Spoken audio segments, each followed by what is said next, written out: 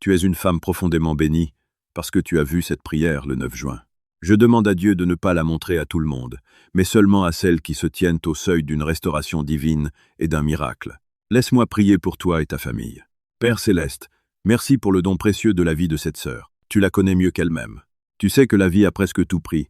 Ses biens, ses proches, ses rêves, sa paix, parfois même sa santé.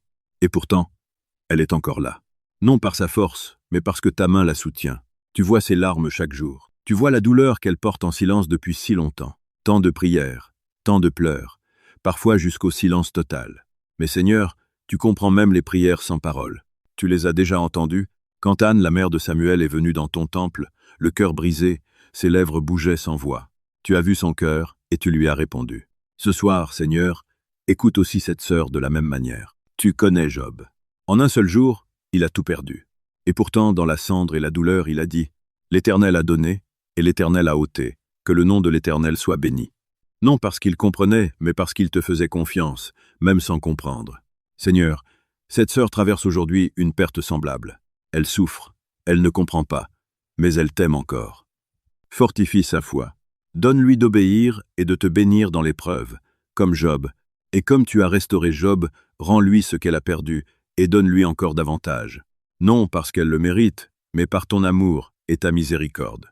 Seigneur, commence dès ce soir à restaurer sa vie. Qu'elle comprenne que ce qui lui reste est précieux. Ses enfants, sa foi, son cœur qui bat encore pour toi. Tout cela a une valeur infinie à tes yeux. Protège tout ce qu'elle possède. Que tes saints anges entourent sa maison. Que l'ennemi ne touche plus à ce que tu gardes. Donne-lui un sommeil paisible cette nuit. Essuie ses larmes. Fais-lui savoir qu'elle n'est pas seule. Le Dieu qui a relevé Job est avec elle maintenant.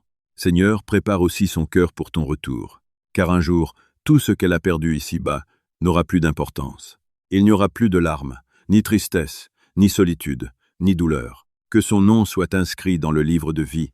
Que sa fidélité dans l'épreuve devienne sa gloire dans ton royaume. Merci Seigneur. Au nom de Jésus. Amen. Si cette prière touche ton cœur, écris Amen dans les commentaires. Partage-la à quelqu'un qui traverse une épreuve. Si tu veux te préparer au retour de Jésus et grandir dans la foi, rejoins notre groupe d'études bibliques chaque soir à 20h30. Clique sur le lien dans mon profil ou envoie « Je veux étudier la Bible » au numéro WhatsApp affiché à l'écran.